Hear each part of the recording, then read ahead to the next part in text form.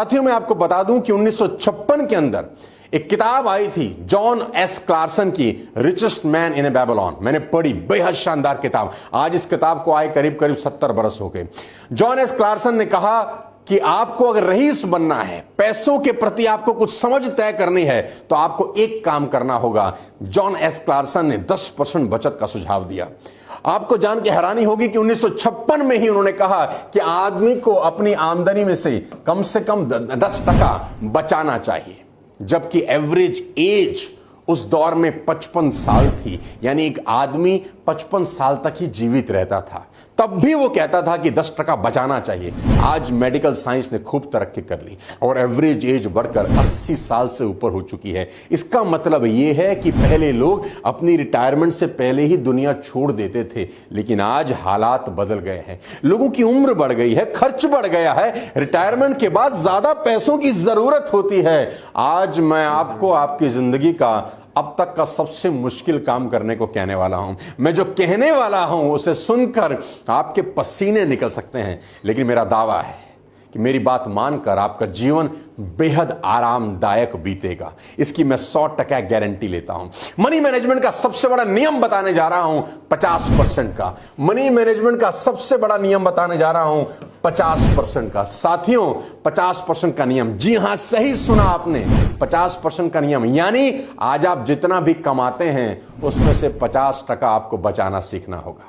जी हां, बहुत बड़ी बात आपसे कर रहा हूं, क्योंकि मेरा मानना है कि बचत की राशि नहीं, प्रतिशत महत्वपूर्ण होता है। आप कहेंगे 50% तो बहुत ज्यादा है, तो मैं कहूंगा जी हां।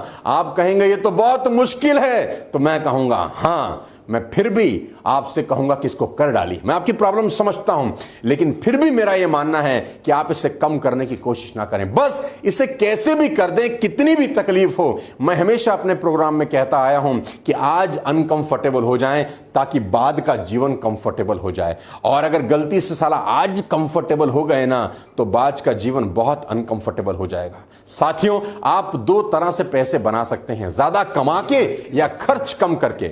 साथियों, अगर सरकार, मैं एक एग्जांपल आपको देना चाहता हूं, सरकार अगर अनाउंसमेंट कर दे कि जो भी इंसान अपनी तनख्वाह या अपनी कमाई में से 50% बचाएगा, 20 साल के बाद उसको 4 करोड़ रुपया दिया जाएगा, तो न जाने कितने लोग खुशी खुशी करोड़पति बनना चाहेंगे। क्योंकि करोड़पति कौन नहीं बनना चाहता। केबीसी की पॉपुलैरिटी की एक बहुत बड़ी मिसाल है कि हर आदमी करोड़पति बनना चाहता है। अगर आप 50% बचाने के लिए तैयार हो जाएं, तो मैं आपको बता दूं कि आपको किसी सरकार की जरूरत नहीं, ये काम आप खुद कर सकते हैं। मैं एक उदाहरण देता हूं कि अगर आज आपकी तनख्वाह मात्र 50,000 रुपया महीना है, जी दोबारा से सुनिए, अगर आपकी तनख्वाह सिर्फ 50,000 रुपया महीना है और आप 50% के प्रिंसिपल को लागू करते हैं, यानी अपनी कमाई 50% हर महीने इन्वेस्ट करते हैं 20 बरस तक, तो 20 बरस के बाद आपको 4 करोड़ रुपए मिल सकते हैं। मैं 2 प्रिंसिपल यहां पर ऐड कर रहा हूं कि आपकी तनख्वाह हर साल 10% के हिसाब से बढ़ जाती है और आपको आपकी इन्वेस्टमेंट पे 10% का रिटर्न होता है। 2 प्रिंसिपल बता रहा हूं।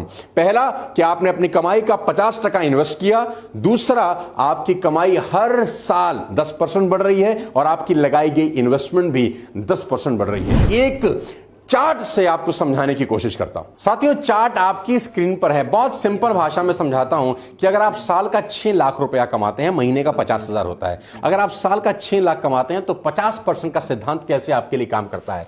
आपने इन्वेस्ट किए 3 लाख रुपए और आपकी टोटल सेविंग है एक तरीके से 3 लाख रुपए की।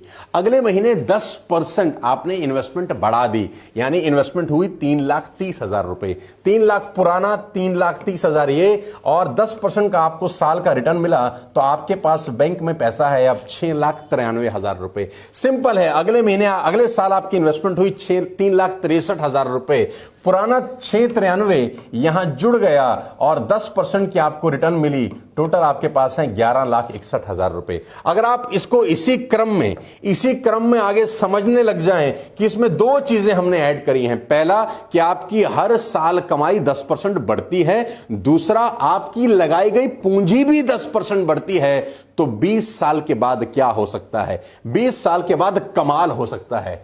11वें साल, 12वें साल, 11th ईयर, 12th ईयर, 11वें साल, 12वें साल, 13वें साल, 14वां, 15, 16, 17, 18, 19, 20 इस तरीके से अगर आप हर साल 50% का इन्वेस्टमेंट कर रहे हैं तो आखिरी में अगर आप पाएंगे कि आपको 20 साल के बाद करीब करीब 4 करोड़ रुपए की रिटर्न मिलती है। इन्वेस्टमेंट बहुत ज्यादा जरूरी है साथियों। मैं आपको बता दूं कि बहुत सारे लोगों ने इस पूरी दुनिया में बेइंतहा पैसा कमाया। एग्जाम्पल देखिए, इस स्टोरी को खत्म करना चाहता हूं।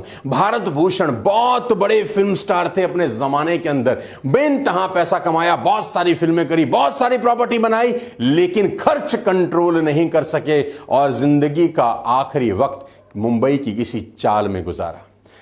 साथियों, लोगों की आमदनी ज्यादा होती है लेकिन नेटवर्थ बहुत कम होता है और लोगों को पता ही नहीं होता कि उनकी नेटवर्थ कितनी है। अगर आप 20 लाख की एसेट्स के मालिक हैं और 19 लाख का लोन है तो आपकी नेटवर्थ सिर्फ 1 लाख रुपए की है। इस बात को हमेशा ध्यान रखें कि आमदनी से आपकी अमीरी का दूर दूर तक कोई संबंध नहीं। नेटवर्थ ही आपकी अमीरी का असली पैमाना है। आपको पता होना चाहिए कि आज आप कितने अमीर हैं। भारत भूषण का उदाहरण मैंने आपको दे दिया साथियों, और मैं आपको एक प्राइम एग्जांपल दूंगा, आपके रोंगटे खड़े हो जाएंगे। और उसकी कहानी है और उस व्यक्ति का नाम है माइक टायसन। हर आदमी जानता है माइक टायसन को। इस पूरी दुनिया में माइक टायसन मशहूर हुए जब उनका करियर चल रहा था, अपने शबाब पर था, तो उन्हें हर मुकाबले के लिए $30 मिलियन मिलते थे। उन्होंने अपने शुरुआती 20 सालों में करीब करीब $400 मिलियन कमाए, लेकिन फालतू फंड के खर्चों के चलते सन 2003 में उन्होंने दिवालियापन की अर्जी दी। वे कर्ज में डूब चुके थे। Ladies and gentleman, boys and girls, आज का ये वीडियो हर उस आदमी के लिए है जो कमाता तो बहुत है, बचाता नहीं है, क्योंकि कमाई के साथ बचाना भी जरूरी है। कहते हैं money save is money earn, और बचे हुए पैसे को सही जगह इन्वेस्ट करना बेहद जरूरी है।